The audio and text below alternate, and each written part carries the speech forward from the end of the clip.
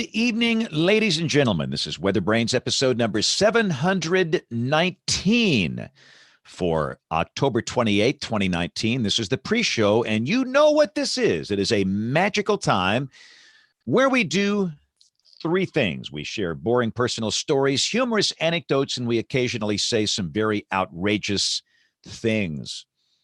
And if you're new to this, the actual show begins in about 12 minutes. Just move the slider over. Or you can stick around and listen to the foolishness here in the pre-shows. So it's October. It's snowing in Denver. It snowed earlier today in Denver. Snowing, I think, in Kansas City tonight. Looking a lot like wintertime for a lot of places. So what we are going to do is get the embed code in the right place, and then we invite our guests. And, you know, I totally blew up the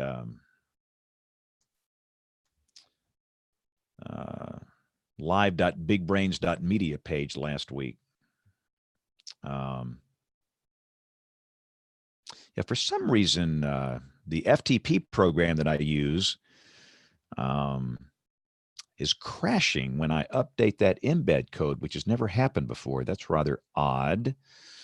But let me check it real quick and see if it's the right one on there. And I think it is, so we're good there. So let's invite our guests. Alan Seals is going to join us tonight. Alan is a longtime friend. Alan is in Mobile, Alabama. And Alan has been off TV for a little bit. He's about to go back on TV. And we'll talk with Alan. Alan works, I think he grew up in Chicago. He worked in Chicago for a while. But longtime meteorologist, one of the great legends. Alan was the president of the National Weather Association. I know that. He's got all kind of accolades. But let's invite everybody on here and see if we can find some cohorts to get on the show. So here's the magical invite button. And let's start with Nate Johnson. Would love to have Nate back on the show. We're going to invite Kim and Aubrey and Dr. John and Troy and Bill, even though Bill, I don't believe, is going to be on the show tonight. 1, 2, 3, 4, 5, 6, 7. I think that's it. So now we're going to send them an invitation. Then we'll get Alan on here in just a second. Can't believe it's November starts here in a few days, and we go back on standard time this weekend. Who's excited about that? You know, actually, for those of us that have to get up early in the morning, like I get up at 4:30 a.m. My body knows it's really 3:30 a.m. on daylight saving time. So in a way, I kind of like standard time, but I understand the argument. People just say, well, let's just leave it and don't change it one way or the other. But at least we fall back and we gain an hour of sleep in theory. Most will, not everybody, but most. And that's always kind of exciting for those of us that don't sleep a lot. And there's Aubrey, dancing with the stars, Aubrey. I just see your name, Aubrey. I don't see your video. And I don't think I hear your audio, and she just went away to fix that. So let me dig up Bill's email, and it's got Alan Seals information I need to invite him.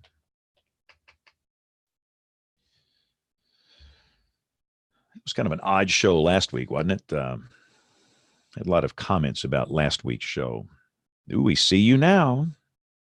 Yes, I had to close down Max. I forget every time I jump into Zoom, I have to close down Max. But if I open it up again, it's fine. But I just can't join the meeting with Max open.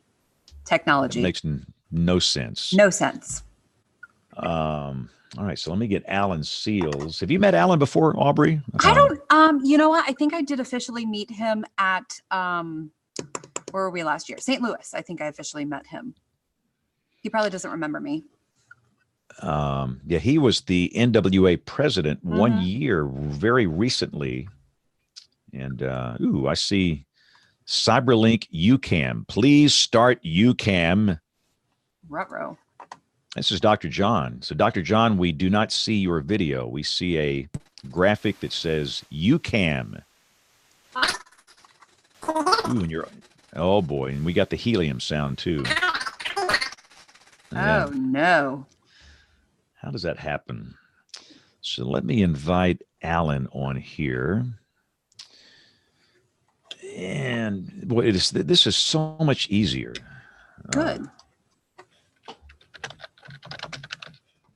Than Hangouts. We've had very little trouble since we started. I think the hardest night was that first night. But we're all good to go. So when does the Dancing with the Stars grand finale? When do you? Not soon enough. November 17th. Ooh, that's still almost a month away. Wow. Yeah. I'm trying not to pull a muscle joint ligament in my knee. And today's the only day I don't have practice this week. So kicking it into high gear. And I did that, I want to say about 8 years ago. And you know what? I didn't do it every night. I'm not like you, but every Friday night, I would have to go down to this dance studio and take lessons. Yep. And it was, I was afraid I was going to injure myself. And I don't have insurance. I mean, to be honest, I don't have insurance right now. I have accidental. So if I fall and break my arm, but I'm not even sure what I did to my knee, but I'm just kind of trying to make sure it's not something worse. But I cracked the 10,000 mark today for fundraising. So, but I'm still in third place, but we're getting there. So, and I've got my last fundraiser on Sunday. Well, we need to promote that tonight. Yeah. So how do I sound now? Much better, Dr. John. Loud, clear, good. Oh, I just pushed this system to the absolute limit. That's the show title. That is yeah, I'm the same. I mean, look at my poor old keyboard down here. I mean, you got this one missing, this one missing, this one missing. So I have to use an external keyboard down here. You talk about old. I mean, this old jalopy, it is pushed to the limit as well. Yeah. So I've invited Alan, and hopefully he'll be here in just a second. We can start on time. I think everything else is in order here. Hey, James, I just want to thank you for the shout out for the ChaserCon on Saturday. It was a great intro you provided. It sounded like a great event. Aubrey, were you there Saturday? Absolutely. I am on the planning committee. So I helped suggest Dr. John and I think who else did I suggest? Oh, Howard Bernstein. Yeah, those were my two suggestions. So we had a great event. I think it went really well. I think it was very interesting. I've already got some ideas for next year. And of course, I think nowadays you can't have a successful weather conference unless James Spann kicks it off. Oh, boy. So James, you're going to have to start charging for these intros. Yeah. Hey, look, it's Alan Seals. Hey, Alan. Hey, everybody. Hey, James. Good to see you all. I'm just so glad that Alan is not sideways, because when you first came on, that was pretty interesting. Yeah. Hello. Well, that's what our business does to us sometimes. Yeah, turns us upside down. You got it. So let me check one more thing here. This is good. We are 3 minutes away, and we are all gathered together here. Excellent. Let me see here. So, Alan, can we disclose your new position, or is that still a secret, or where do we stand here? We can talk about it. It is still a secret, but I'd love to talk about it. Perfect. Okay, we'll just we'll leave it at that. Yeah. It's public knowledge that I'm getting back to TV and Mobile. I just can't say which one yet. What? Okay. When would you be able to say? How much longer? Do you have? Here comes the sleuthing. I could say that January. January 6th. Yep. Okay. I think I remember you mentioning that at NWA actually. Okay. Mm-hmm. So we will not dive too heavily into the secrecy here. No, that's fine. Whatever. Throw it at me. No, we had an interesting show last week. This is going to be a routine show tonight. Okay. I haven't went back and listened to it. I went back. I listened to Jeff Halverson on my way down to Richmond on Friday, but I have not went back to listen to last week's, what I missed. I spoke very little, but I can tell you my pupils were the color of my shirt. Aubrey, don't go back. I wonder if I should even bother. So, Alan, we have to wait here another 90 seconds. We can't start until the bottom of the hour because the local TV joins us here. So, right. No problem. I understand. Just hang on. Hey, Alan, Troy Kimmel here. You doing okay? Hey, Troy. Yeah, doing fine. Doing great. Good. Let's see. There's Mr. Facebook himself. That's right. Mr. Facebook. That's a good show title right there. Mr. Facebook. Better get a copy.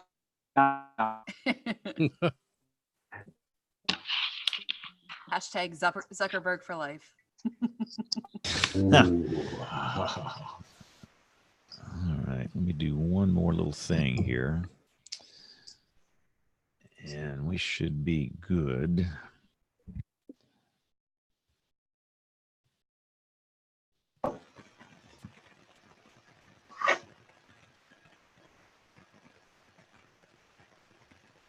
The anticipation is riveting. Yeah, I got this weird problem here. So I have to open up an FTP program to upload the embed code to the page that the TV station uses to put this thing on the air, and it's very odd for this little crash to be happening. That is just so stinking weird.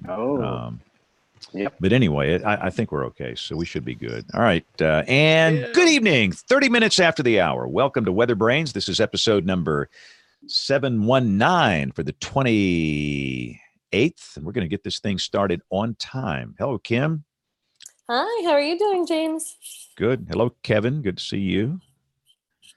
How's everybody? We're good. So let's All good. Let's start this sucker here. So we're going to record channel 1 and channel 2. And here we go in 5, 4, 3, 2, 1.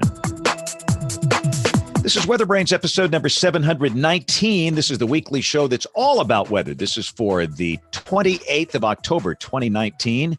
And it looks like from some of the images I'm seeing out of Colorado and Kansas City and Omaha, we're going right from fall into winter time. Goodness gracious.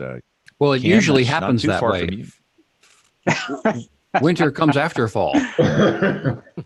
That's true. You should guess be I a was gonna say- meteorologist. You really should. Kevin, Kim, are you you getting that amaze cold me. air down in Norman? Are we getting that cold? Yeah, we're gonna we might actually get below freezing for Halloween, which that's Whoa. gonna be a sad night for the poor kids. Yep. Yeah, for me, growing up, it was always sweating in these Halloween masks down here in the deep south. I was just sweating in those things. Is no fun. But Troy, you're under 100 degrees, aren't you, by now? I mean, surely. Yeah, we have a lot of clouds. And I'm actually watching Doppler because I've got a we've got a lot of clouds around, but I've got a little cold front about a mile northwest of where I am right now. I'm watching it very slowly ooze its way to the south into the I-35 corridor. I think we were only up to in the 82, 83 degrees today. Oh man, were you guys wearing jackets? Oh yeah. Was Believe there it or not, Kim mentions it by, I think Thursday night, Friday morning, if we efficiently clear out, we could see some upper 20s, lower 30s in the hill country down here. Wow. Yeah. now did the meteorologist issue a cuddle alert for highs in the 80s today? No, but I can tell you what the Weather Service, James, someday remind me to tell you offline, but the Weather Service in Austin did many years ago, and they issued a certain type of alert, which if we did it, would get us all off the air, and the attorneys would all be in there. But they didn't issue one of those alerts yet. Okay. So, Aubrey, tell us about the fall colors in the Shenandoah Valley. Boy, have they just blossomed in the last few days. On my way back from Richmond from the Mid-Atlantic ChaserCon I stayed an extra night and left Sunday morning. I took a little detour and hit up the Blue Ridge Parkway. We had the cold front coming through, so there was rain in the morning. It cleared out very quickly, and it was spectacular. We peaked in like 2 days. The color is phenomenal, even though we had a very dry start to the fall, which is concerning because the leaves can fall off a little quick. We've been able to get some rain, lots of golds and oranges, but there's some reds here and there in Virginia. Our West Virginia mountains along the border are right now pretty much on either side of the valley. The colors trickling down the ridges. Told people get out now before this next front because it's probably the best in at least 3 years, I think. Really? Ooh. Yeah, Wow. if memory serves me correctly, really about Wow. 3 years. So last year was dull. The year before was not spectacular. The year before was, I think, okay. So, but yeah, it's been the best color in about 3 years. So I rearranged my dance practice for tomorrow so I can get out on the Blue Ridge Parkway because that's my only chance to. And if you wait until the weekend, it's okay. But we've got some pretty strong wind coming in Thursday night and Friday. So through Thursday is best. Right. So if you guys So want to let's stop her stop. in. Let's stop and do a selfish personal plug for the Dancing with the Stars thing. I mean, you're getting close. How can people help you? Okay, so if you do want to help, and this is what I've kind of came up with for my local viewers, because I know it's a giving time of year. We're getting ready for Christmas. I just celebrated my 9-year anniversary here at WHSV. So if you can scrape the wallet and come up with $9 to help me celebrate my WHSV 9-year anniversary, or you can donate a little more, but $9, you can go to WHSV.com/dance and vote for Team Aubrey. So I'm actually in 3rd place. I did not expect to be doing this well in fundraising. So now it's like, I got to try. So, All right.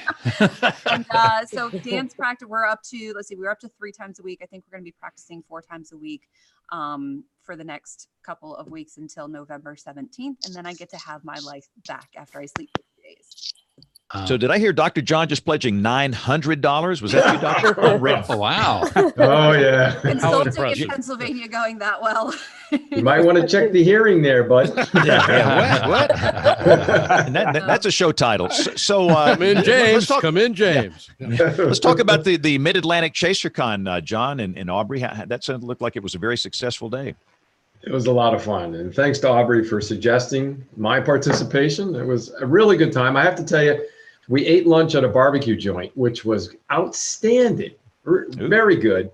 But for me, walking down the street, approaching the barbecue joint, side by side, if you can picture this, 2 buildings. One is a Starbucks, and right next to it is a Growlers to go. Growlers. Welcome to Virginia. Right. It was awesome. It made my day. It was a great time. David Hoadley was there again this year, which was amazing. So I actually got my picture taken with David Hoadley because I forgot to last year. He actually was a speaker last year and had all of his amazing drawings and some great maps and stuff. So we had some really great conversations. All of our speakers were phenomenal. We had everyone representing from, the private sector to the National Weather Service to broadcast meteorologists. We had storm chasers there. And it was, the one cool thing is I met this high school student. Her name is Sierra. I realized her tweets on Twitter to me over the last couple of days. And she came, not only did she make her own shirt that has Weather Nerd all over it, but she's in high school in Chesapeake, and she brought her dad, and she was just so engaged the whole thing. It was just really, when I met her at the end, just seeing her energy, I thought was really spectacular. So I thought it was motivating and inspiring to us to see a high school student, some of these young people with so much passion and interest into their fields. So it's really exciting, and I think she's going to do great things. So Nice. That'll be really That cool. was good. Yeah, that was good. So Kevin, people were excited last week because they said the accelerant is back after last week's show. That was awesome. That was the lightning guy. Gosh, I had blocked that out already. Well, some people just deserve it. How's that? I'll just say that. I mean, that was kind of I don't know, something. You made people happy. The accelerant was back. If you missed last week's episode, just go back and listen to Kevin. He was at the top of his game last week. Oh, So well, I don't know about that, but that was unfortunate. I have a boring personal story though, since I missed the pre-show. It's a short one. But yesterday I had to drive down to the Dallas-Fort Worth area. You know, Matthew's in Richardson at UT Dallas, and I had to drop something off to him. But I also needed to go to a old chain store down there. I don't know if they're outside of Dallas-Fort Worth or not. It's called Floor and Decor, and it's all things flooring and tile and all that kind of stuff. But it was a Sunday afternoon, and I buzzed in there to get what I needed, and it was really busy. And I was walking around with the manager looking for the thing that I needed, and I said, "Is this an average Sunday for you, or is it busy?" And he said, "No, it's a little busier." And you know why? Yeah, tornadoes. Yep. Fixing their houses up. Yeah. Yep. So there you go. All right. Well, let's bring in our guest here. Alan Seals is a longtime television meteorologist, a 10-time Emmy winner, a fellow of the American Meteorological Society. He was born in Mount Vernon, New York. Most people know that he looped through Chicago, worked for WGN, and then at WMAQ. And from there, he went to Mobile, Alabama in 1999. 20 years ago. Yeah. Woo! Wow. How'd that happen? 20 years. Wow. And you're still there. And Alan is been taking a hiatus from television for a short time, but he is coming back on the air. Alan, you want to share any secrets with the group here? It's just us girls talking. Yeah. Let's see. Secrets. Being unemployed is fun. But let me clarify that. It's fun when you have planned for it. And it was a situation, my contract ended in June, and it didn't work out. The renewal we were trying to do, too far apart for both parties. Of course, I would say they didn't give me what they want. They would say I asked for too much, and that's the way contracts go. But I moved on, and I am moving on, and already I have actually signed an agreement to work at another TV station in Mobile going back in January. I cannot say which one. People are guessing. I tell people it's a multiple of 5. That's the only clue I'm going to give you. So it's either Channel 10 or Channel 15. So that goodness. So it's not a Pensacola station. It's a Mobile station. Correct. Okay. Yeah. So that narrows it down a little bit. Rules out Channel 3. So we're looking at 10 or 5. Yep. Anybody want to place bets or 15? Wait, not 5. It's 10 or 15, right? Because you left 5. Right. Yeah. So it's 10 or 15. So place your bets. So Alan, let's kind of go back to the beginning. What got you into weather? What hooked you into this? I think like all of us, just odds and ends. So growing up outside of New York, we were talking about fall. I love the change in seasons and everything that went on in our personal lives, the family life. It was all related to the seasons. A real winter with snow. I mean, snowball type snow. I walked to school both in elementary school, middle school, and also in high school. So it was always an adventure, playing in the snow, playing in the leaves. But little things as a kid, one of my earliest wow moments was noticing that we had a thermometer on the north side of our house. And in the summertime, the temperature would shoot up early in the morning on that thermometer. And of course, it was because the sun was hitting it directly. And it kind of burned in my brain. But the two things that really stuck with me were, I was probably 7 or 8 outside backyard one day in the snow, and lightning and thunder snow. And it was barely snowing where I was, but still to me, it was scary, but amazing that it could lightning and thunder when it's like 25 degrees. And then years later, another thing that really got me, 3rd grade, teacher took the class outside. We laid on our backs, looked up at the sky, and tried to imagine what shapes the clouds reminded us of. And while we were doing that, I was thinking, how is it possible a cloud could float? And even to this day, I know the periodic table of the elements, I know molecular weight, but still logically, it doesn't make sense that this thing floats, it drops 10 inches of rain in a neighborhood, and then an hour later, it's gone. It just disappears. But to me, that's still amazing. And then the other thing that got me in middle school was seeing hail. in the summertime. Just the wide variety of all these things that don't really make sense until you understand it. And then growing up, I was always a natural ham, a natural performer, and I didn't really consider weather as a profession until about 11th grade. I'd hoped to be, like most kids, a professional athlete and then a professional musician, performer, playing the trumpet. But I knew I wasn't good enough, and that was a good thing. I learned at an early age. But I realized that if I can do something that I like, something where people need what I have and get to be myself, I have a job always. So I have a job. So I know you're a Florida State guy, but you also went to Cornell, right? Yeah, Cornell was my undergrad, and then Florida State was grad school. Both places I majored in meteorology, minored in communications. At Cornell, I also minored in social events, which is why my grades kind of went like that, which is sort of half the reason I went to grad school at Florida State. I really wanted to get more of the science, a lot of the stuff that I missed as an undergrad. And both of them really paid off. Both of them gave me different types of meteorology. Cornell was a small, intimate department. Florida State was a big school, but for meteorology, they treated it like a small, intimate department. And they allowed me to craft a program where I taught Meteorology 101, which helped me with the communication skills. And then I was able to learn weathercasting in front of, at that time, they didn't yet have a green screen. So it was still plexiglass and grease pencils. But either way, it was good. So yeah, we're the only two guys on this show old enough to remember that. Dr. John, did you ever use a grease pencil and plexiglass? No, I did not, James. Wow. We're in. I know that Kevin didn't. Now, I remember after the newscast, you'd have to wipe the thing down, with Windex or whatever, and be sure it's clean for the morning guy who would come in on the next shift. Wow. I'm sure as hell glad you didn't ask me. So, Troy, do you want to share your experience with a plexiglass map? Yeah, plexiglass or actually magic markers on the map and Comet cleaning the glass off. I did that. Okay, real glass. Yep. All right. So there's three of us that have done that. So what was your foray into television? What was your first job, Alan?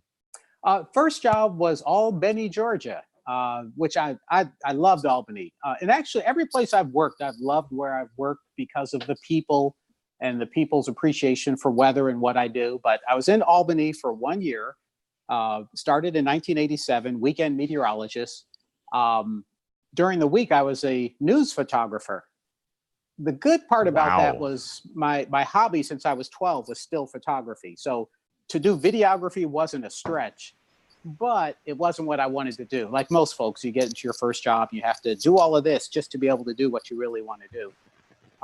So I was in Albany for 1 year, and then I applied to a job in Milwaukee at WTMJ and ended up getting the job working with Paul Joseph and Jim Ott. And that was great. That's where I met my wife. That's also one of the reasons it was great, but made a lot of good friends, going from a southern forecasting market to a lake effect and cooler by the lake summertime market. So had a really good chance to get the different sorts of forecasting skills. And then from Milwaukee, I was in Milwaukee 4.5 years, ended up landing a job at WGN. And I was at WGN for about 5.5, 6.5. It's all a blur now, but I was there with Skilling and Bozo the Clown, and both of them were huge in Chicago. And of course, Tom still is. Show title. Yeah, show title. So what was it like working with Tom, Alan? Yeah. I always kid about it. Tom's a great guy. You don't work with him, you work around him. And by that, I don't mean it in a negative way. I mean, Tom is singularly focused on that program. And I remember at the time, WGN was one of the few stations that still had a cafeteria.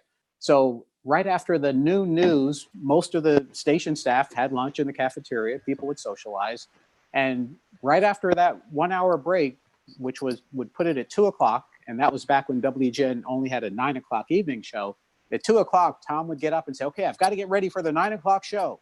So 7 hours in advance, he's putting all of his focus and energy into preparing for the show. Now, back then, of course, computers were really slow. We didn't have the instant everything that we have right now. And I remember even at that point, we still would have to render a 3D animation flying through the clouds, and that could take 30, 35 minutes. But that's what it was like. But a good experience at WGN, definitely an institution. Kevin, how many hours do you spend preparing on your show there in Wichita Falls? Well, let's see. This show will end at 9:59, and the news starts at 10, so about a minute. No, that's actually an interesting question too, because I've been going up to OU and working with some of the students, and so it's kind of an interesting new experience to try and get them. They're entering this world where the computers do all the things for you, or not all of them, but many of them. And so we've been talking about, presenting this data dump, which is just kind of all the things that it can do for you, as opposed to coming up with new things or things that instruct or things that entertain that take a little bit longer. But it's kind of a new world. It is. I struggle with that too. The biggest struggle I have is what do people expect on television? They know exactly what the weather's going to do because they've been looking on their phone all the way. But we're going to talk about that in a minute. So back to Alan. So you were at WGN, and then you went over to Channel 5 in Chicago. Yes, I did. I laugh because people who don't live in Chicago remember that station, WMAQ, as the station that tried to hire Jerry Springer on the 10 o'clock news. See, told you. Yep. And I was there at the time. It was a unique, well, first of all, it was at the NBC Tower in Chicago, right off of Michigan Avenue. And Jerry Springer's show was recorded in the same building. So we used the same entrance. It was interesting to watch people coming from around the country to line up to go to his show. I'll leave it at that. But somewhere along the way, and I still don't know whose decision this was, they decided a good way to get the ratings up would be to hire Jerry Springer to do commentary on the 10 o'clock news. And a lot of the staff, myself included, we protested. We didn't think it was a good idea, but we know what happens when management makes a decision and staff protests. Management wins, and that's what happened. But in the long run, management lost because it was a disaster where it was a complete change of management and a complete change of staff. And I tell young people, the weather office at the time, we could see the news director's office, and the news director had a glass. It was glass, so you could see everything. And literally a few weeks after the Jerry Springer thing happened, people would walk into the news director's office and they'd walk right back out. And it was just like a parade of people in and out, in and out. And they were firing people. You could call it letting go. You can call it going in a different direction, but that's just what happened. And it turns out my contract was up at that time, but I was also one that was let go. And it didn't bother me so much because I realized I didn't want to be in a station and work with, not that Jerry's a bad guy, I've never met him, but I didn't think that was a good move. So that's how I got to Mobile. I was done there, and the station in Mobile called me up, Channel 5 in Mobile. They had just gotten their own Doppler radar. They had a chopper. They had the latest WSI weather computer. So it was a really good opportunity. And it has been. It was a really good run at that station. Who owned it back then? Was this Kenneth R. Giddens, but back in his day, or was this somebody else? He had sold it to Spartan. And then shortly after I got there, Spartan sold to Media General. And then recently, Media General sold to Nexstar. So that's got to be a huge culture difference coming from Chicago to Mobile, Alabama. It is, but fortunately, growing up, even though I'm a New Yorker and I don't talk like a New Yorker unless I have to, even though growing up in New York, I had relatives in North Carolina and South Carolina. So every summer we would go south for a week or so to visit the relatives. So I had kind of I had been introduced to the slower Southern pace, the humidity, the dialect, and then through the years, I have clearly found where people are people. We speak a little differently. We might think a little differently, but fundamentally, we're all much more the same than we are different. And that's what I see in Mobile. The human connection. So so this, you went to Mobile in what, 1999? 99. Yeah. Wow. So you have been in that market now for 20 years. 20 years. Tell us some of the highlights of the weather events that you worked in Mobile during that time. Yeah. The first one was actually one that most people, well, there are a bunch of little ones that only a meteorologist would consider a highlight. Shortly after I got there, we had a nice hole punch cloud, or a dissipation trail, or dissipation hole, or an ice canal. It has also all those streak different, hole. Yeah, all of the above. But it was really cool because I told people what it was. I explained it, and everyone got so excited about it. And that was a big deal. It actually led our newscast that day, which was way back in like 2002. The really big weather events, and let's see, there's another small one in there somewhere. But the two big ones were Ivan and Katrina. And boy, those were, it's something that you plan for, you prepare for. And while you're doing it, you do what you've trained to do. And then when it's all over, you step back and say, wow, what just happened? Fortunately for my market, loss of life was minimal. We lost people though. Very expensive, damaging. People lost homes. But I still to this day get so many positive comments about how I covered those storms and calmed people down and educated them at the same time. So those were the two big ones. And then there was one more, let's see, hole punch. I saw, I'm into optics and halos and circumzenith arcs and all that stuff. There was, for the first time or second time in my life, it was a halo, two sundogs, circumzenith arc, Parry arc, another arc, I forget all the names. But then there was a circumhorizon arc going all the way around the sun, around the horizon.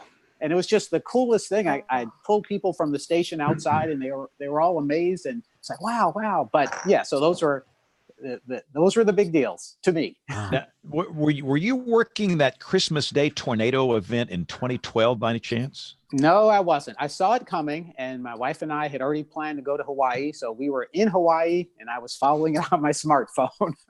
But I was glad that my team handled it well. And that's, as a chief, that's what you want. You want your team to be able to do what they need to do without you. So what lessons have you learned covering, say, a Hurricane Ivan in 2004 that you can share with those of us that work in this business? What were your best practices that day? Did anything happen that didn't work well that day? Fortunately, everything that I wanted to happen did happen. We didn't have any major equipment issues or power issues. The biggest lesson, still as a human being, I'm an optimistic person. And when I see a hurricane coming, my optimism says it won't be that bad, or it won't be that bad for most people. I know it's going to be bad for some people, but for most people, it's not going to be the devastation that we tend to see on national news. So the hard part is going from that optimism to looking at the data, and the data is saying this could be really, really bad. Just like Michael, it didn't directly hit my market, but I still was amazed at what it did. And that's a caution for all of us as broadcasters, where sometimes we get lulled by the models to follow this certain theme. And even though the data starts changing, you've got to change with the data.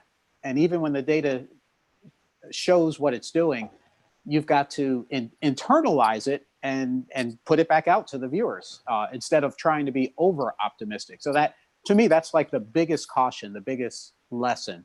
But aside from that, it's talk to the people like a person, not like a meteorologist. Make them understand what you're trying to say. Do you pretty much stick with the National Hurricane Center products and services, or do you go your own way? I stick with them because I honestly don't, or in my previous job, I didn't have time to do all the research to be able to come up with something that was independent. And I know that those men, and there might be a woman there by now, but mostly those guys, either way you look at it, that's what they're doing 24 hours a day, while I'm doing all these other things that kind of take away from what I want to do, but that's all a part of the job. So you have been away from television for a little bit. I would imagine that you probably look at things maybe a little different when you're not doing this on a day-to-day basis for a few months. What have you seen or noticed that you might communicate with those of us in the television business? I actually, well, here's the big deal. Number one is I'm not watching that much news. It's for a few reasons. One is, having been in the industry, I know where to find it. I know what part of the newscast really gives me what I need. And because this is the first break I've had in decades, I'm enjoying not watching the news and not getting back into that mode, just to be a normal person who's like, oh, it's going to rain tomorrow? I didn't know that. And I'm actually enjoying that, even though I knew it was going to rain the next day. But with regard to weather, I don't watch, obviously, because I look at the raw data. I still look at the models daily just to keep up with what's going on. And I am still doing, for big events, when I see something tropical that might threaten the Gulf Coast, I'll get on YouTube, Facebook, and keep up with it. But in general, I'm purposely trying to separate myself just to relax. But when I do, what is that like, by the way? See, none of us know what that's like. Explain your experience, please. Yeah, it's like I said, if you're prepared for it, which is financially, mentally, it's a good thing, because when you really stop and think about it, we are one of the hardest working countries for most professions, where you work, you're working more than 40 hours a week. You're not taking or getting your full vacation. We have less vacation than other countries give employees. And for most people, you don't get a break. I mean, from when you start, you usually work until you can't, or until you have to retire. So I would say if anyone can do it, do it. You need to do it for yourself. You catch up on things in life, and you just get to be normal. So you will have to dive back into this here in a couple of months. Will you be a different person when you go back on the air? Will your presentation be different? I don't think so. I'm not. I haven't come up with anything dramatically different than what I've always done, which is still try to be just a better communicator. Which for me, constantly listening to what I'm saying as I'm saying it, which I have to do. Otherwise, I talk like a New Yorker. Drop the R's. So let's look at the communication process. Yeah. So times have changed. And again, the deal is, we all know this. I mean, come on, everybody gets weather on their phone. They're not going to wait until the late news comes on to find out what the weather's going to do. Yeah. How has this changed your presentation on television over the last 10 years? But between that and social media, which I guess are about the same thing, a lot of my energy goes into debunking things or calming people from something that has been taken out of context or purposely put out of context to get clicks on someone else's site or page. So in a sense, I'm fighting social media. In severe weather, though, it's great when you get information coming in, when you get photos to verify what you're talking about. Another thing I found is the weather app doesn't smile. It doesn't have an expression. It doesn't have a change in voice pitch. So it gives just data, and it's up to the person to interpret what exactly that means. So my presentation has always been, I try to make it lighthearted, try to make it fun on a happy day, try to make it silly, but not too goofy. The weather app can't do that, fortunately, not yet. But yeah, the app, I know it's draining people from television, and I'll get people asking me, well, the app said this, how come you're saying that? Yeah. So it does take away my energy from moving forward with what I'm trying to do. Kevin's smirking over there when you mentioned social media. Kevin, I okay? was. Is your head going to blow? No. I guess my foundation question for Alan then, it was the drift into social media a good thing or a bad thing when you consider all the things? I know we are I should plug where was it? The Rick. Oh, on Weather Geeks, Marshall's podcast. Rick was there, and the other. This must have been this last episode. So everybody go listen to Weather Geeks. But their primary topic was social media, and it's undeniable that there is an easy return of information that we didn't have before. So including that and excluding that, what is your thought? For the consumer, it's awesome. Even though it's not the best product, it's still very useful if they know how to interpret it correctly. That's if they can do that, it is really an awesome tool. For me as a weather old school TV weather broadcaster, it's split 50-50. It doesn't literally what I do on TV. And even once I get back to it, it's going to go to the mobile device and to the website and wherever else it's elevators, gas stations, billboards. So it's not a bad thing. It just kind of takes what you were doing and pushes it in so many other places, which honestly, it does mean you're working harder. No matter how good the software is, you're doing more tasking than you ever did. So in that regard, it does take away, to me, it takes away from my focus and my ability to make a quality forecast or as high of a quality forecast because I'm doing so many more things. In fact, a lot of people may not be aware that people know we're going to 5G on the cellular network, but the television broadcast standard in a year or two is going to start to transition to ATSC 3.0. Right now we're ATSC 2.0. And what the 3.0 will do is allow television stations to separate their signal. So in other words, folks in one part of a market could be watching one thing, a tornado cut in, while folks in the other part are watching the football game. Or different parts can get different commercials or different segments within newscasts. And that, for the consumer, is good. For those of us on camera, it's, again, more tasks.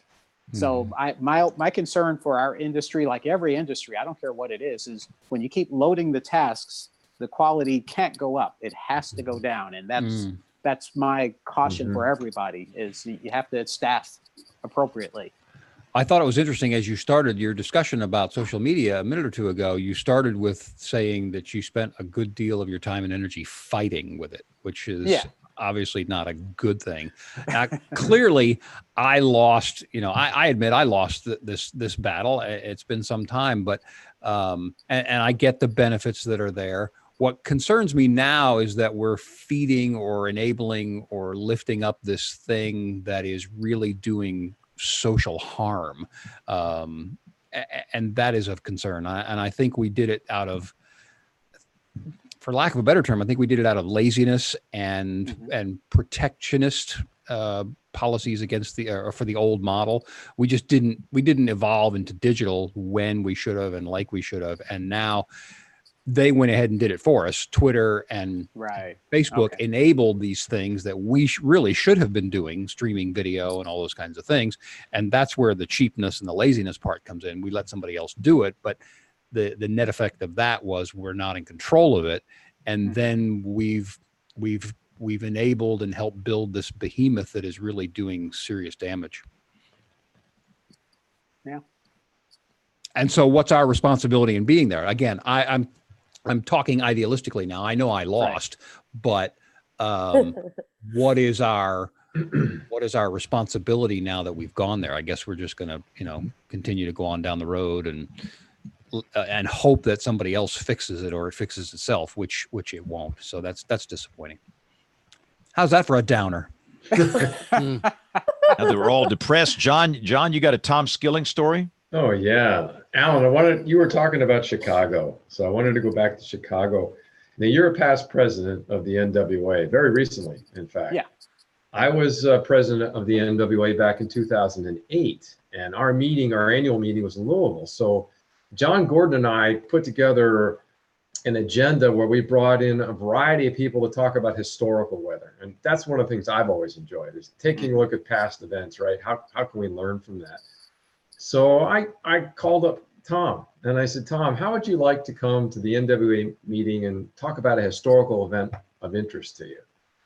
And he enjoyed it. He really wanted to do that. So we had a lot of great conversations about it. And during the meeting, someone took a great picture of Tom and I. And it was just one of those pictures, you want to share with everyone. Everybody's got big smiles. And that's Tom. He's just. And I thought, well, Tom, you know what? My parents at the time were living in Tucson and watched WGN just so they could watch you. Would you mind signing this 8x10 glossy? And I'll send it to him. So he said, oh, absolutely. So I sent the 8x10 glossy to him. And when it came back to me, this is an 8x10, and he had written across the entire picture. The only thing you could see was Tom's face and my face, but everything else was great. And that's just Tom. That's completely Tom. Yeah, that's just like his show, right? It's just loaded with stuff. And that's what started my thinking was, Tom, how much time do you get? Well, I don't know, 4.5, 5. Yeah. I've told the story a number of times, including to students at OU now, that he just loads up his show, but his tonight, tomorrow, and extended forecast, and Alan can back this up, is in the control room. It's not in his computer. And they know that what he says, you hit 45 seconds or whatever it is, and they just go, and probably 10, 15, 20 seconds later, he's going to catch up and go, oh yeah, the tonight thing is there. Let me go on and talk about that. Yeah. Yep, that's passion. Yeah. It's great. How many minutes do we all get here on television? Troy, when you did television weather on a regular basis, how many minutes did you get? Between 3 and 3:15 or something like that, I think. John? Yeah, it depended on which program. So the earlies, I got maybe 2:15, and at most at 6 or 11, 3.5. Kevin, how about you? 3 currently. Alan? Mine was averaging, 2.5 for main weather. And then you had a pre-show weather, a first weather, a final weather. But right. I can't say the station I left, if I needed more, they gave it to me. Yeah. Yeah, that's true. No, What do you get, James? I get about 2.5. But the odd thing, and by the way, Aubrey chimes in. She can't speak, but she gets 3. The odd thing I've noticed is that they lead with weather all the time. They led with weather today on the early block at 4 o'clock, at 5 o'clock, and 6 o'clock. There wasn't a cloud in the sky today. Not a cloud. We don't expect any severe weather this week. We don't expect any flooding this week. We don't expect any winter weather problems this week, but yet they led with weather. And that seems to be the new hip thing to do. Yep.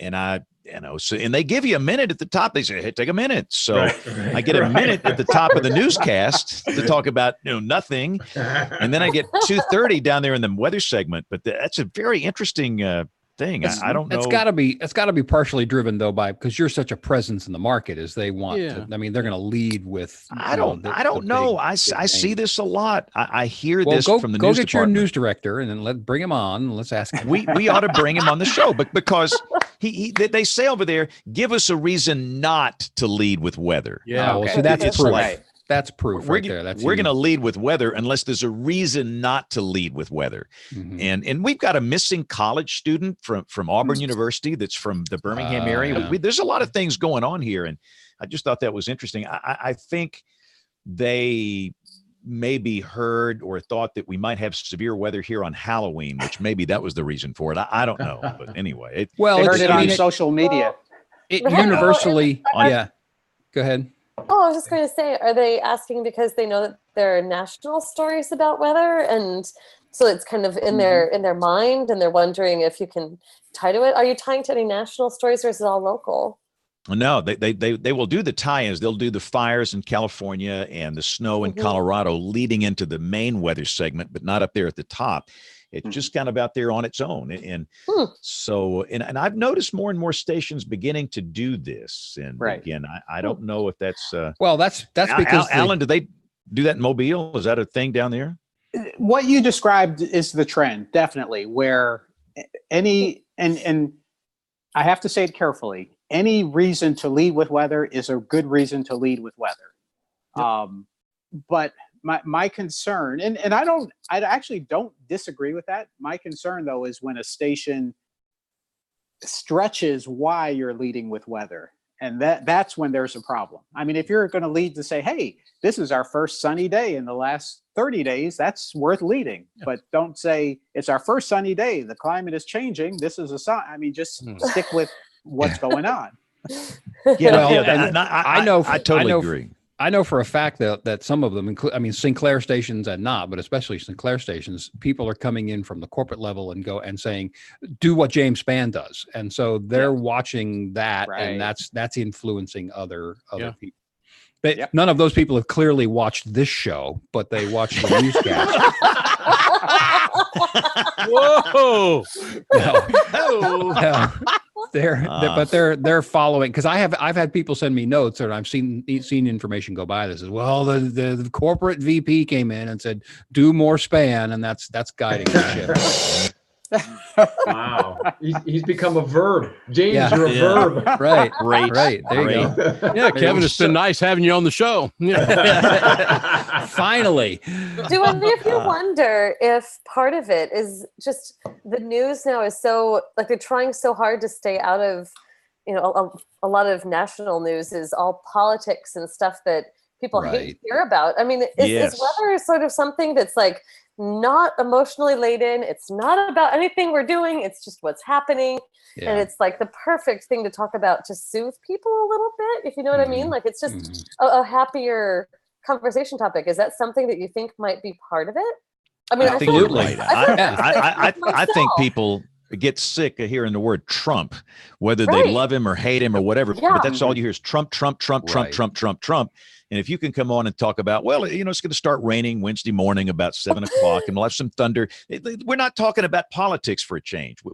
Maybe that is the reason. The real world. It's the actual, just definitive real world. Right. Everyone knows it. Everyone can agree on it. Even though the weather is uncertain for the forecast, it's still something very tangible. Yeah, well, it's one of the few remaining broad interest things too, because you may or may not be interested in Trump or politics or whatever the thing is, and it may or may not affect you, but the weather is that one universal thing. So yeah, you want to lead with that. I've joked, I've written about this before, but I've joked in that maybe, especially in the digital space, that the weather product maybe should be moved from the news department over to the promotions department, because back in the day, before all this other stuff, weather was always the lead thing, right? It was always number one or number two as to why people came to the newscast. And part of the principle there was that was the thing that brought you into the tent to sample the rest of the wares. And I don't know if we transferred that to the digital space as well, but they probably missed another opportunity there. But it is, again, one of the more universal things. Mm-hmm. All right, Alan, let's talk about time management. Yeah. My biggest struggle in life. What is a typical day for Alan Seals like when you were in television, when you go back on television? Yeah. Typical day on TV was wake up at 10 a.m., go to work at 2-ish, depending on the time of the year, go to a school before going to work. And of course, at home, my morning is my evening. So if I have to cut the grass, I'm cutting it in the morning. If I have to go to the store, I'm going in the morning. Getting prepared for TV, getting to the station about 2 o'clock, afternoon meeting. The broadcasts when I was working were 5 o'clock, 6 o'clock, 6:30, 9 o'clock, 10 o'clock. So let's see, 2 o'clock meeting. By between 2 and 4, I'm working on the forecast intermittently because I'm also troubleshooting broken computers. I'm doing scheduling. I'm meeting with the promotions department, the sales department sometimes, or the news director, trying to keep the ship running smoothly. On a good day, I would actually, do a promo at 3 o'clock, which that's difficult because you're in the building for basically an hour and you're promoting what's going to happen and you haven't yet finished your forecast. And I never did like that, but you have to do something. So 3 o'clock promo, coming up on 4 o'clock, radio, and then another promo, 4 to 5, working on the forecast, entering website, updating the weather app, manually updating, because it doesn't agree with the extended forecast we have on TV. Doing closed captioning for the scripts, for the text across the bottom of the screen for folks who watch and read, and then preparing to go on at 5 o'clock. So with all that, it sounds like there's a lot of downtime, but there really isn't, especially if you're trying to make a decent forecast and trying to move forward with bigger projects and long-term projects and scheduling and staffing, let alone severe weather. If it pops up, then you stop and you go to social media, unless it's a tornado, and then you go to TV. So that's kind of like that was the typical first part of my day. Trying to think what else would pop up in there. When do you answer all the social media private messages and email and the tweeter and the face bag and all this? When do you do that? Even though I might see it in the morning, I don't answer until I get to work. Because already, even when I'm up in the morning, I'm on the computer and I'm reading email. I'm not responding to all of it. I'm pre-forecasting, looking at all the model data.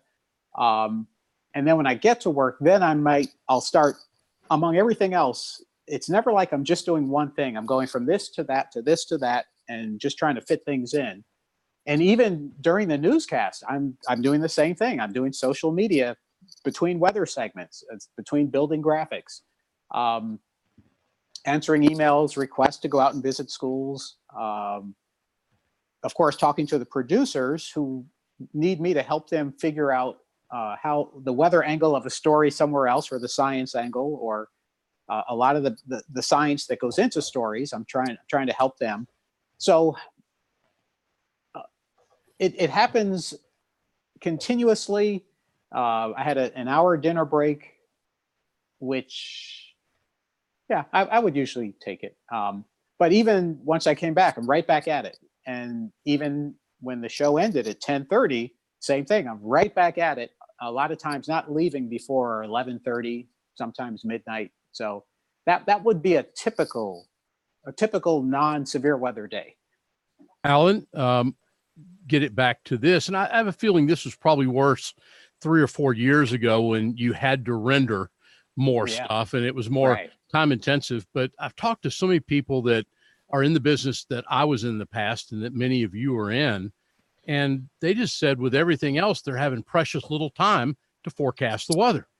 Correct. And I assume that's gotten a little better, Alan and James and Kevin, with now that you don't have to render things. I left in the rendering age. But is it or is it not? Social media has taken the place of the rendering, by the way. Well, I would say it is really easy. And I had to do this once because I was out on the story and I was late. The news started at 5. I didn't get to the building until 5:15. But it's really easy. That's because I had to travel from West Mobile all the way back to the station. But it is really easy now with the automated systems we have to quickly put together a pretty decent looking show. But the problem is if you don't get to think through all the stuff that you want to think through as a meteorologist, to look at all the background products, or to do something that's different than what everyone else is getting off of that same system or the same vendor. So in that regard, and then along with experience, I can forecast a lot quicker than I used to, but I still don't have the time that I want to have to do it.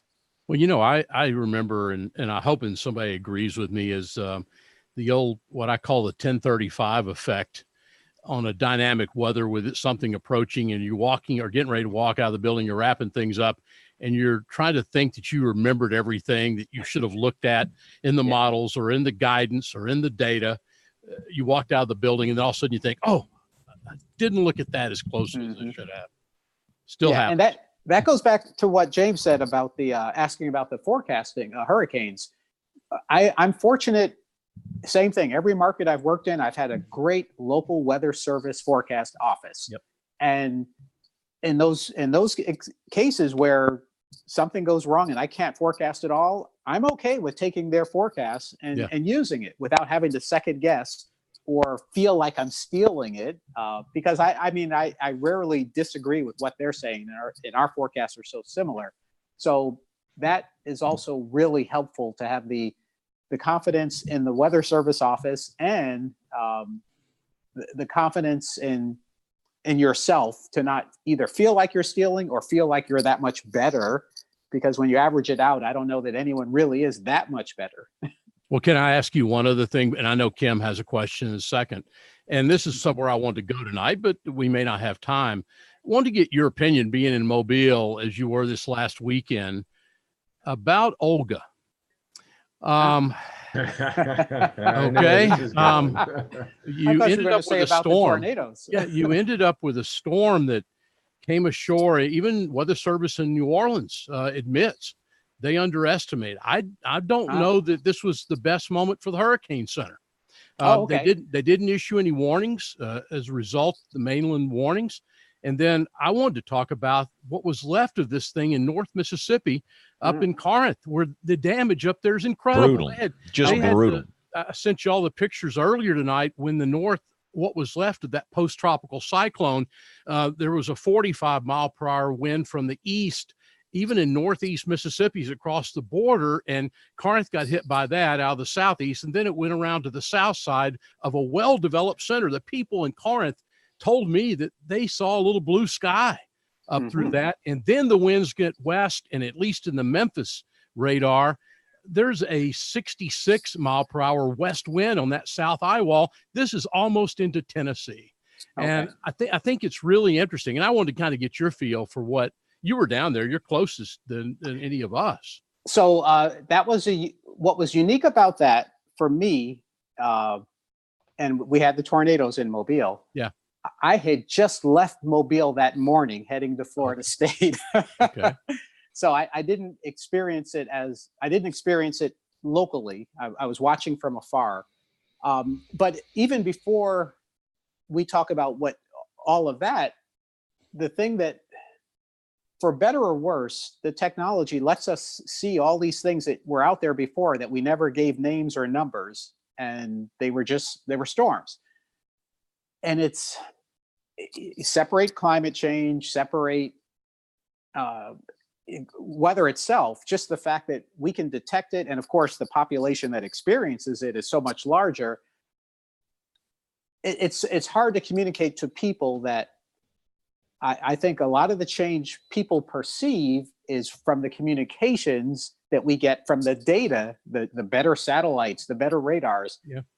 So half the time I would say, whether it was Nestor or Olga, for people who are not directly in front of it, they're going to say, what tropical storm? Where'd that come from? And it's gone. But as you just mentioned, then you have the core of it, where sometimes it's like, how come you didn't do blank? Yeah. And that's on this one. I can't speak to the specifics other than I think what we all feel, which we all hate missing. The average person may say, "Oh, you guys were negligent," and I don't think it's ever negligence. It's our state of understanding. Right. It might be a little bit of the optimism I talked about that I have when I see something out there that it should fade or weaken. So to that degree, I can't say much about Olga. Yeah.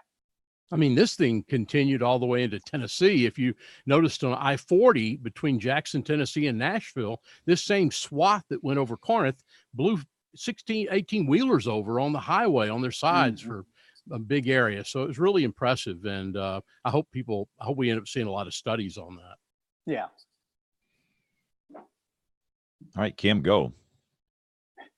Sure. Well, it looks like John might actually. Are you trying to share some of the Yeah. storm reports from the event? Yeah, Kim, that's just the LSRs, but it sure shows the path of this remnant circulation. Yep, sure does. Yeah, that's impressive. Here in Oklahoma, about 10 years ago, we actually experienced, a little over 10 years ago, We experienced the joy that can be something that's post-tropical, moving over land, and Tropical Storm Aaron turned us into a lake. but Kim, that storm, it actually strengthened over Oklahoma. It strengthened over Oklahoma. It reformed its eye wall. It was incredible. And it was at 2 a.m. too. It was that was something. That was something. I remember going to I was a grad student here at the time, and I went to the National Weather Center around midnight with some of my friends. It was a Saturday night, and a bunch of us were at a friend's birthday party, and we looked at the radar and we said, "Oh geez." Oh geez. So, and in other words, so yeah, they can do some significant things. Never something to take your eye off of. So, Alan, I wanted to ask you, you obviously, as demonstrated even just here tonight, but in all your years of service, are a really great and gifted communicator.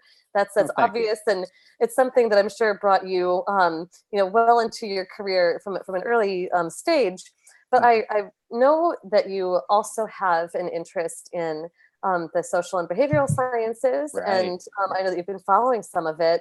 I'm curious to know, can you tell us if any of that research has helped to influence any of the practices that you do, anything that you try to do when you're communicating with your audience, or is there even just anything that you try to keep in mind, any nuggets of wisdom that you've gained from the social sciences for that? Yeah, I would say nothing dramatic. One of the things I had heard a few years ago, which when I thought about it, it was true. And that was, someone told me, when you're giving a command, give it 3 times.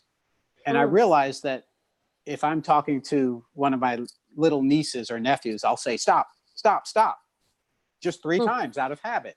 And that's something that I try to internalize when I'm talking. Now, I wouldn't say that to the viewers, but I would say, take cover, take cover, take cover 3 times. It's a natural thing to do. So that I try to keep in my mind. Other than that, I guess just the broad concept of, it's obvious people are fishing. They're fishing for the forecast that makes them feel the best on a quiet day. Yeah. But in severe weather, they're also fishing for the one that I guess confirms what they need to know, even though they don't know that. So I try to be that person to skip all the other stuff. For example, I've gotten so many comments on my Facebook page from people who are complaining about the other weather folks now that I'm gone. And one of the comments I got this last weekend was, well, they were talking about some multi-vortex something. I just want to know, is it a tornado or not? So just to me, it just goes down to the most basic of communication, which is don't talk too fast. Inhale at the end of a sentence, not in the middle. Humor. One of the good points that I hear often about the human aspect of presentation, and I'm a happy person. So when on a typical day, when I start the newscast, I have a big smile because I'm like, hey, I'm going to share with you something I love talking about. But if it's bad weather, I'm not smiling. So immediately people know they need to start listening. And that goes into that rationale for putting weather at the top of the newscast, where you immediately can see the body language and figure out what's going to happen. Aside from that, there's no one other big thing other than people are people. I always joke about this when I speak at Rotary clubs and Optimist clubs. I say, when you watch a tornado video on YouTube, you always in the background hear a woman's voice saying, honey, come inside. Always. And statistically, that's what it is. We men are more risk takers. Yep. And I do remember specifically during Hurricane Katrina, I was saying, okay, ladies, if your husband, your nephew, your son, they're out there putting up the shutters, make sure they're hydrated. I mean, I keep that in mind. That's the reality of how we are as a society. Yeah, sure. Oh, absolutely. Yeah, no, it's really striking. And talking to my friends in sociology, the people who study how groups function, right? They have reaffirmed that, women are the ones who are gathering the family, getting everybody to safety. And it is what you're seeing in those videos. It's not just an artifact of who's recording at the time. It's really just that happens over and over. It was certainly true in my family, and it's now true in my own family. I am the zero tolerance for risk person, and my husband is the, oh, but can't we stay outside a little bit longer and watch it person? And I'm like, I have 2 meteorology degrees. Don't argue with me. So I can, I can affirm everything you're saying. And I think it's worth noting, since it hasn't been pointed out yet, but Alan, during or just after Hurricane Irma, got an internet award actually for your communication in that event. Can you describe that a little bit? Oh yeah, that was funny, bizarre, surreal. I joked with young people that to go viral, and for my generation, is not a good thing. You go to the doctor when you're viral. But I went viral literally for doing something that I've done my entire career, no differently than I've always done it. It was during Irma. Each day, in addition to my normal segments, I would do a YouTube-only forecast, just kind of for posterity, just to put it there as an archive. And what I found is in those big events, our YouTube numbers for the weather, I mean, they just went straight up like a rocket. So I did one on the Monday. It had 30,000 views. I did one on a Tuesday. It had like 250,000. I did one on the Wednesday. And normally I don't keep up, but by Wednesday I was looking at the numbers thinking, oh, okay, this is interesting. It's just kind of like a game. When I went to bed that night, it was up to, it may have been up to 300,000. And then the next morning I got a call from a coworker who said, hey, did you know you're beating Taylor Swift on, or Kelly Clarkson on YouTube? And I'm like, okay, yeah. And he said, well, you're on Reddit. And I said, well, what's Reddit? Yeah, nice. So it really was, well, actually, there are two parts to it. It was amazing that it ended up getting like 5 million views that week. But what was really, this goes back to the sociology, people were looking at it because they heard someone talking about it. I don't know that everyone was really looking at it for the information, but that's okay. It worked out fine for me. But as you would expect, the comments started out from, boy, he's really good. I've never seen that before, to, boy, his torso is longer than most people's. Or I mean, they just went from the science and the compliments to all these picky, negative things that would start a fight if we were face to face. But that's why I don't get overly excited about it. But it was funny though that a week or two after that, I went into a shoe store and the clerk, who was in her 20s, she said, oh, I saw you on YouTube. And it used to be, oh, I saw you on TV, but now it's, I saw you on YouTube. Interesting.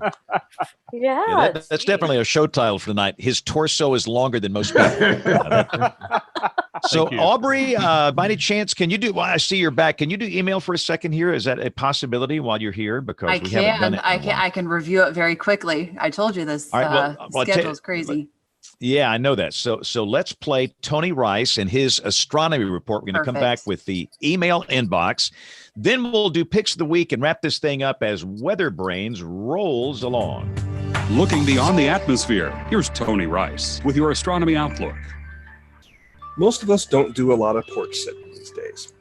Go from home to work or school and back again, and don't interact with our neighbors very much. But there's a great opportunity this Thursday to get to know the neighbors a little better and get everyone looking skyward. If you've got a telescope, pull it out from under the bed or closet, dust it off, and get ready to share. It doesn't have to be anything fancy or expensive, and you really only need to know the basics. If you can find the moon, you're good. Even a decent pair of binoculars will work here as well. After sundown, on Halloween evening, look to the southwest for the 4-day-old waxing crescent moon. It'll be less than 4 degrees away from Jupiter. Now, if you continue up and to the left, you'll find Saturn. Focus in on Jupiter, and you should be able to make out 3 bright dots surrounding it, the Galilean moons. They are, from the upper left to lower right, Ganymede, Callisto, and the third dot is actually Europa and Io appearing so close together that kind of merge into a single point of light. You can refer to Jupiter Moon Pause on Twitter for the current positions of Jupiter's moons.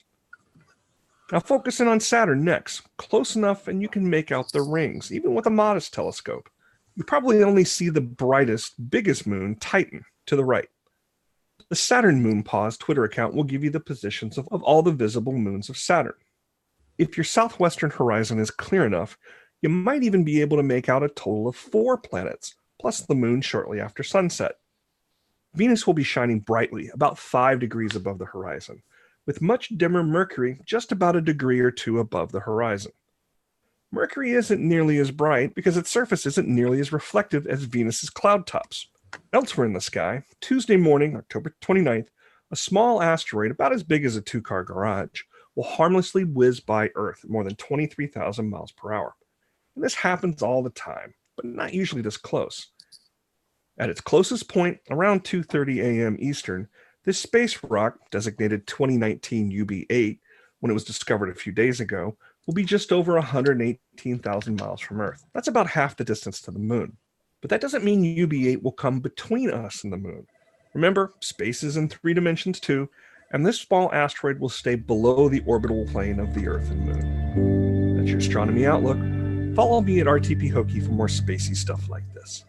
All right, ladies and gentlemen, time now to dive into the email inbox and see if anything happens to be in there. We get letters. We get stacks and stacks of letters. All right. First up, we have a listener survey response coming in from the Palm Coast of Florida.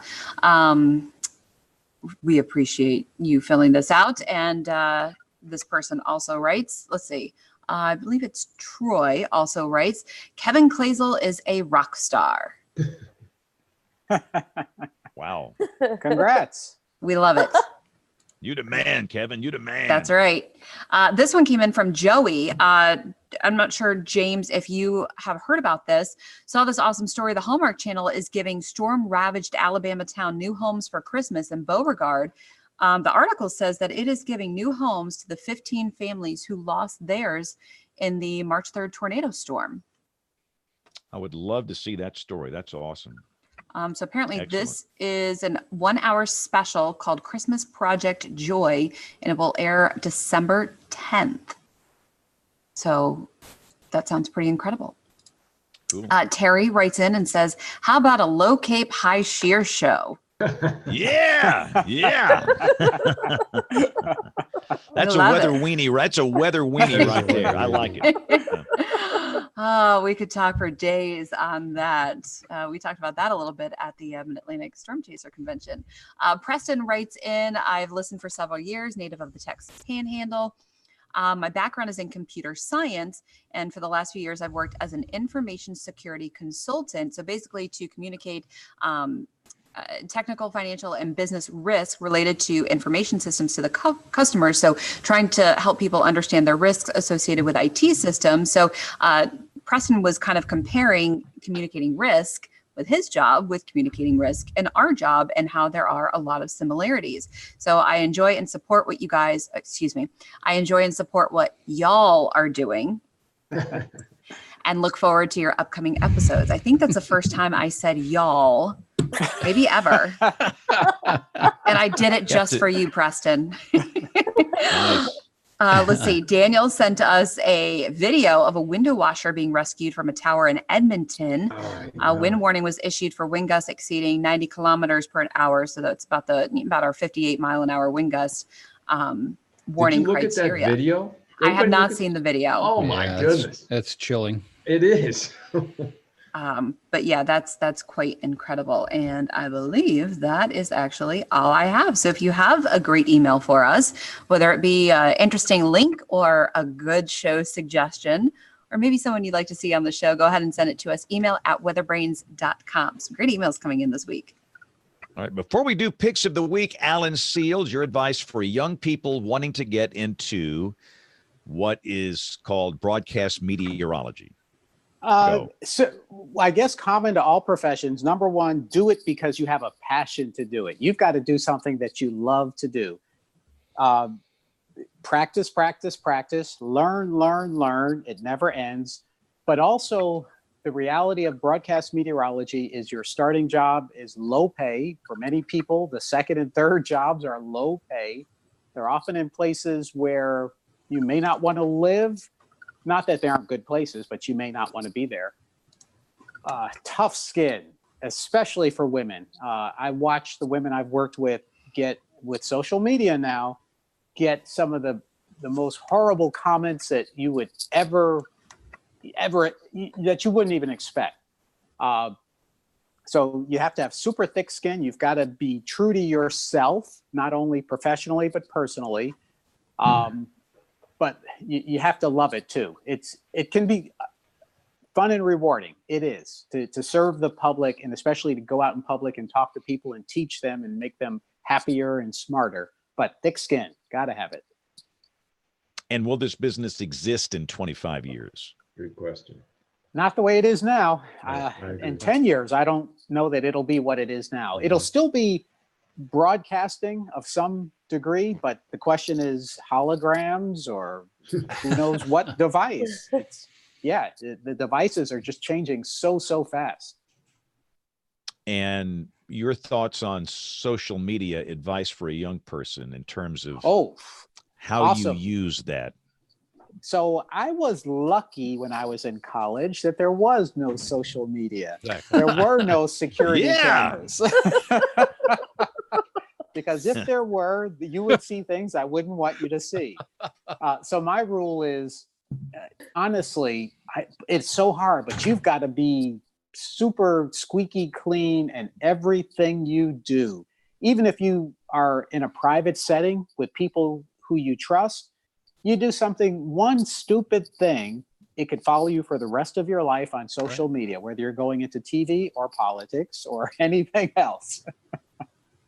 I tell these kids all the time, look, these TikTok videos, they're going to be around. I mean, they will be seen, in this stuff. You can't bury it. It's always going to be there. And I see so many young people with such a great potential, and they just do something stupid. And we've all done something stupid, but you're right. I'm the same way, Alan. I mean, I came up with no cameras, no, tweeter, none of this stuff existed back then. So I guess we had it easy. But that stuff can really come back to haunt you. So if you're a high school student aspiring to be a meteorologist, whether you want to work in the weather service or in television or whatever, be careful with that stuff. It's like you're playing with fire. No matter what you want to do. Yeah. Yeah, that's absolutely true. So let's do picks of the week here. This is where we go around the horn. Everybody's going to share something related to weather. This can be a website. This can be weather instruments. This can be, hardware, anything weather related. So let's start with Troy Kimmel. And you start over here because you know what I'm going to say, James. I have a funny feeling what you're going to say. You have the horn? Yes. There we go. I've been so busy. I have not had a chance to look or do anything. So I feel bad. It hurts me so bad that I just don't have it. I just kind of, I've not had a chance to blow the foghorn here lately. It's just like the sound of that thing. You didn't have to blow it twice. Right. Okay. So, Kim, what do you have for us this week? I am going to link to a website for the Impact 360 Alliance. And I don't know that if we ever chose it for a pick of the week, James, but this is something for which James in the past served on the steering committee for this organization, and I'm still on. It's an up and coming organization, but it's we just had a meeting, the first in-person meeting of the steering committee for it this past weekend, and it's going to be really neat. The basic idea of it is there's this sort of well-known valley of death between research and practice, and there are a lot of reasons that valley of death exists. In some cases, it's really just something that could be a fairly simple thing to break down, but there's not something that exists right now to bring people together in the right kinds of forums and to bring the questions together to get people talking in the right way. So the organization is geared toward bringing these things closer together. And obviously, James was very interested as a public servant who just wants to figure out how to reach people in the most effective ways possible. And I'm coming at it a little bit more from a research side, trying to involve myself with practitioners. So I'll link to the website, and the organization is really getting up now. So now's a good time to become aware of it. They're going to be pushing. How's Scott doing? How's Scott doing, Kim? He's doing well. He has a number of different projects that the Alliance is geared toward doing now. And he has a staff that he's hired. So they're in this sort of locked and loaded phase where they're going to start the first year of real work for the organization. And also to your credit for giving them so much of your wisdom and insight on how they should proceed with all of that. He took the perspectives of James and some other people into account to shape the kinds of activities they're going to offer. But seriously, I mean, he came to our test bed, and we're a bunch of research scientists who are developing technologies, and if we were just left on our own, we could sit in a room and work on these things for decades and they would never go anywhere because they're never good enough. They're never perfect. And we're all obsessive compulsive. And that's why we get into research, right? But he came into our test bed and he looked at our products, and we had emergency managers sitting in my experiment who were saying, when am I going to get this? I'm going to be very sad when I leave and I don't have this. And he looked at us and said, hey guys, this is actually functioning a lot better than anything in the earthquake community ever was before they deployed it. And he'd been involved in earthquakes before. And we said, really? And it was so freeing to just have somebody, give us permission to sort of step ahead, lean forward, lean into what's possible. And anyway, so those are the kinds of things that the organization can do. And they seem so simple, but they're really not. And they're very important. We need somebody who's been on the other side of that sort of transition rainbow. So what's it called? Did you mention what it's called? It's called the Impact 360 Alliance. Oh yeah. Very important work. I'm very excited about that entity, and I'm excited for the future and what they're going to do. And it will do nothing but help us. So that's a marvelous organization. So I sent a couple of picks. The first one I sent, and I'll just use this as my pick on the air. Did you guys see that YouTube video? And I don't know if they do this for every market, but somebody has a YouTube video from Dallas, Fort Worth of the night of the tornado. Mm-hmm. And they've got the CBS, ABC, NBC, and Fox affiliates in a quad box all on the same screen, all at the same time. And you can see how they handled covering the tornado that Sunday night. And again, this is not to criticize anybody. Again, a lot of the decisions here were not made by the meteorologists. They were made by somebody else. But it's very interesting to me to see that quad box and how the different stations handled that. And that's a very interesting case study. So I'll make that my pick of the week. And Dr. John, I'm going to turn it over to you, and you got to finish it because guess what? I'm leading the newscast here. Oh, there's a surprise, James. So John, the floor belongs to you, sir. It's all you. Thank you, James. Okay. Kevin, your pick of the week. It's a podcast. Since I announced earlier that I lost the battle against social media, now my goal in life is to shine the spotlight on the damage that it's doing. So this is a really interesting podcast that I've mentioned before, but they were on a little bit of a hiatus. It's done by a guy by the name of Tristan Harris. He probably rose to fame. You may have seen him some time ago when he showed up on 60 Minutes, talking about the damage that social media was doing and the addiction and stuff like that. But his podcast is called Your Undivided Attention. It has nothing to do with weather. It seems to really be geared toward programmers and developers and how we can more responsibly develop the things that we're developing. But this particular episode talks about the addiction that goes hand in hand with some of the social media stuff, and it's really pretty interesting. So that's my pick of the week. All right, Kevin, thank you. Mm-hmm. Aubrey, do you have one for us? I do, and let me pull it up. So I came across this really great thread. Not sure I even understand all of it, but it was on the Kincaid fire on Twitter today. This is from Nicholas McCarthy, who is a PhD wildfire data scientist, and I believe he's from Australia. And he kind of put together this thread on the fire and some reflections over the fire and the extreme behavior of the fire. So I thought it was very interesting, just a really interesting read. Yeah, I agree. It reads like a first-person account, which it's riveting, actually. Right. It's kind of captivating. Some really interesting information in there. I agree. Well, my pick of the week follows along with that. We're all cognizant of what's going on in California. Unfortunately, it looks like the large-scale pattern is finally going to change, and maybe these the fire threats will diminish. But Sonoma County has an incident map. So my link is to the Sonoma County incident map ArcGIS outlay, and they're using MODIS satellite data to look at the radiation from these fires to target where the most intense fires are.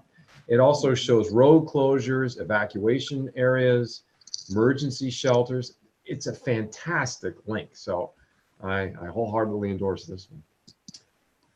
Any other comments this evening, guys, before we close it off?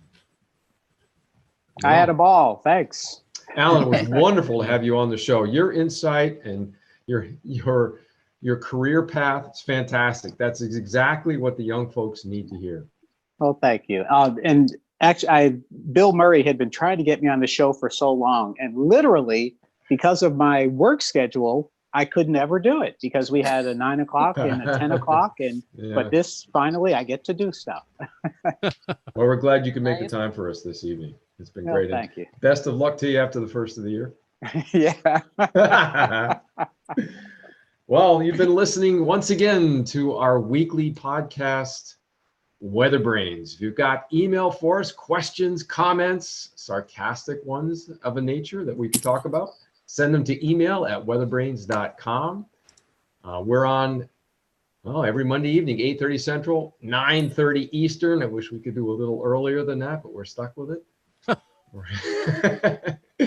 And thanks for joining us this evening, where all things weather are what we talk about. Have a great evening, folks. We'll see you in a week.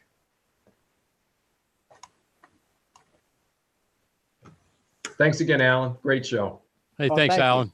Take care, man. I had a ball. All right. Bye, guys. Bye.